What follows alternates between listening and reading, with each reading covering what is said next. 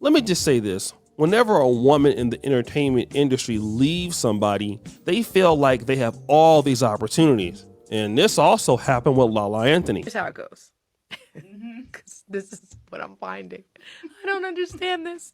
This is how it goes. Okay. When you're younger, you want to date older guys.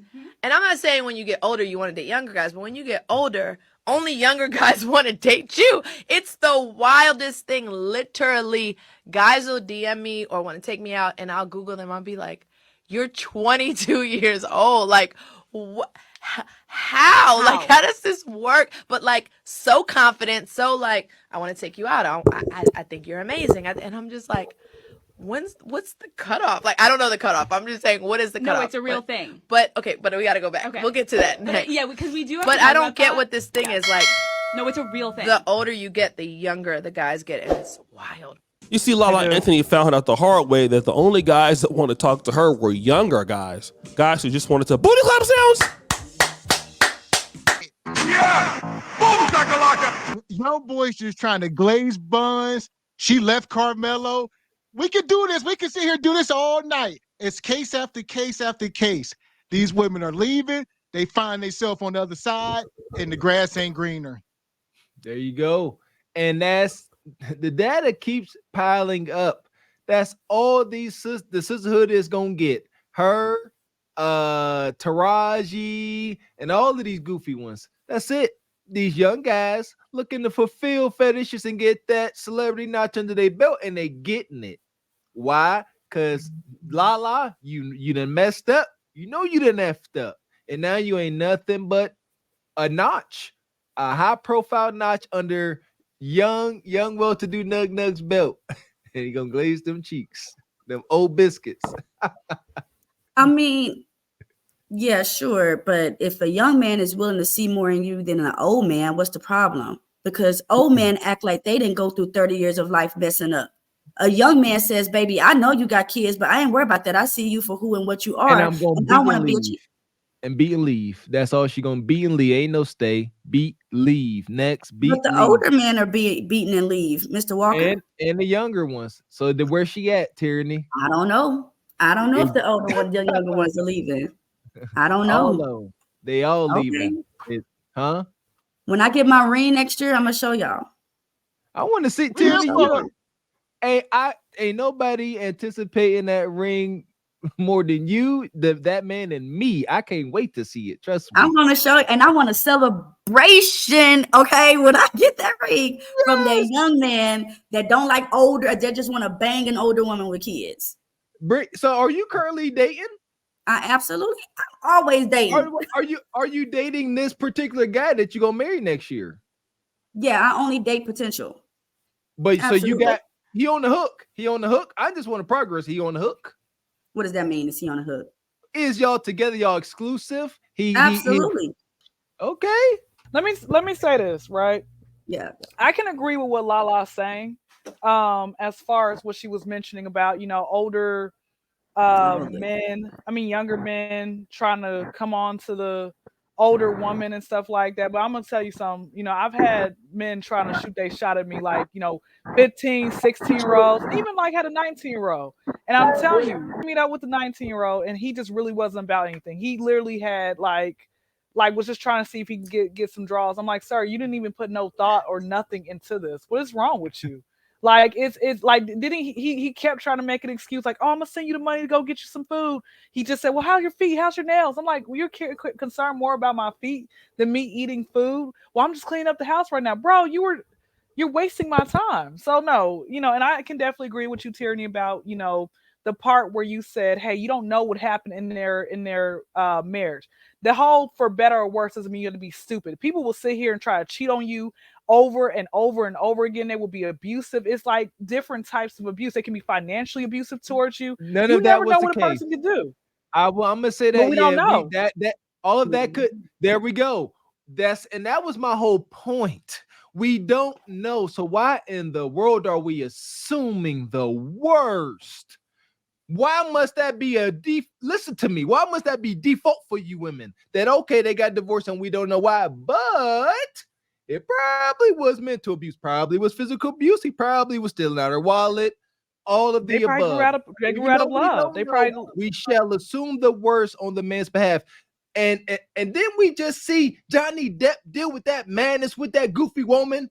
Then we just deal with that. She was taking whole dumps on that man's bed. But everybody, oh, Johnny Depp is crazy. He had to be doing something.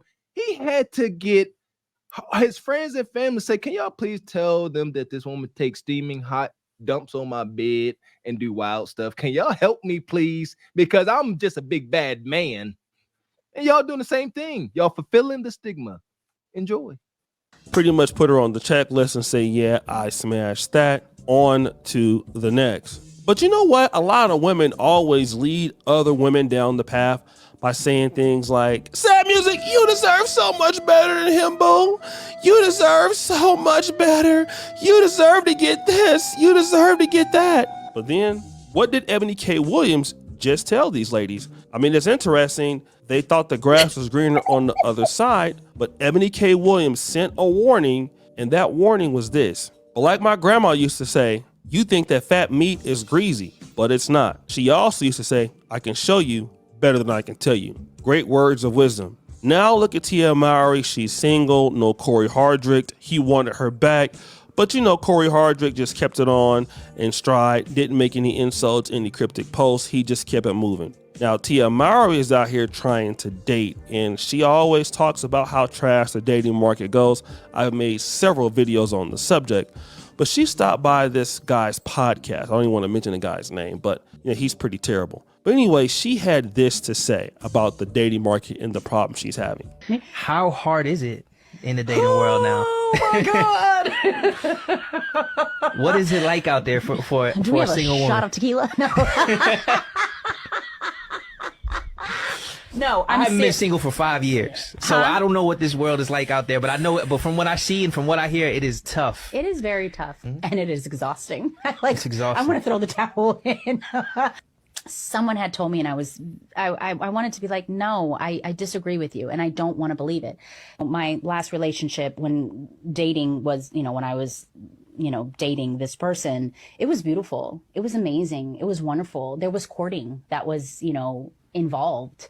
And I was saying how I feel like that's no longer, present, meaning like people just don't court each other anymore. And this person was like, well, that's old news. Like people just don't do that anymore. There's just this whole new way of doing things. And I'm like, you mentioned tradition, and I think that's where it kind of needs to go back to, Well, here we go. Real quick, women didn't always leave their husbands just because they wasn't happy. So you talking about tradition, you should still be with that man you got 2 kids by that you was with for 15 years. The only time women was away from their husband is when he was deceased. And then she moved on. And maybe somebody might come, maybe. But it was understood that that's Mr. Charlie's lady. Straight like that. I'm just saying, like, you can't really feel sorry for Tia, because it's like, are you not paying attention? We don't live in this day and age, man. You better be lucky if you find somebody, and everything. And Tierney was talking about how she is going to be married next year. I'm so proud of you. I definitely hope it works out and everything else like that. But it's like Tia's like, I mean, has she not been paying attention? Like, I can't feel sorry for you. Why? Again, what exactly was so bad in your marriage where you're like, you know what, I'm not gonna do this. Let me just go try to get rid of you and everything else like that. What exactly is so bad? You're trying to get out there and date. It's like, at this point, you might as well just date the rose toy at this point, okay? Because it's not, or just settle for just settle at this point with whoever you go on a date with, and just hope that it works out. That's how I would look at that. A lot of people don't like the fact that marriage is not going to be completely happy. I mean, I said this before, and I'm going to bring up the Madam former First Lady's quote again, Michelle Obama. She said she'd been married for, I think, 30 years. She said 20 years was good, 10 years was bad. A lot of people, they worried about the 20 years, and once they hit them 10 years of bad, they ready to give up. And that's the problem. With marriage, it's till death do you part. You're supposed to figure it out. this is supposed to be your person. This is supposed to be your companion. This is supposed to be your partner till the end. Once y'all say them vows and y'all make a promise to God, y'all are making a promise to God and yourselves. I mean, so like once you back out and say, no, God, never mind. I know I told you till death do us part, but I changed my mind. How would y'all feel if God changed his mind about y'all? I'm gonna say something. You definitely had hit a point, but I got a question. At what point is it you still have to have deal breakers even in a marriage, right?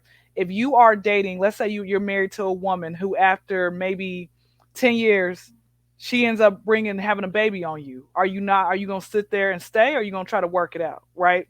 Let's say you say yes and it's like 2 or 3 kids later, like she's just disrespecting you. She is doing other things to you. And these are real life type of stuff. Y'all, men aren't the only ones bringing kids bringing a kid onto the in that relationship outside baby. Women can do that as well. What about the women who sit here and make you think that that's your baby, and then you find out, like in the song Gold Digger, you find out that that's not even your kid, man. So like I said, what about stuff that men have to deal with?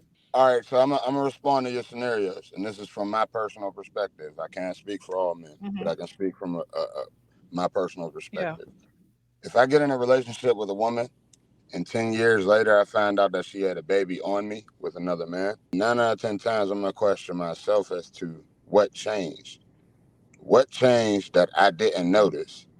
Or what was different that I didn't notice? Because 9 out of 10 times, if a person's a cheater, they're a cheater before y'all got married. And you was ready to put up with them stipulations. A cheater don't change just because you got married. You know what I mean? And if they start cheating once y'all get married, then there was something that happened in y'all marriage to trigger that. So you need to find out the problem, the root problem of that first, and then try and go for solutions. You know what I mean? It might be the man's fault that that woman cheated. You know what I mean? He might have pushed her That's to real. cheat. I can't sit there and say that he's all the way in the right. You know what I mean? But at the same time, he did make them vows. And there are men out here that do go through that and they do file for divorce, but 9 out of 10, well, percentage wise, statistic wise, it is more so the woman that is asking for divorce. So these scenarios aren't typical scenarios. You know what I mean? If they do happen, my feelings aren't in it. So I can only think from a logical standpoint, not an emotional standpoint.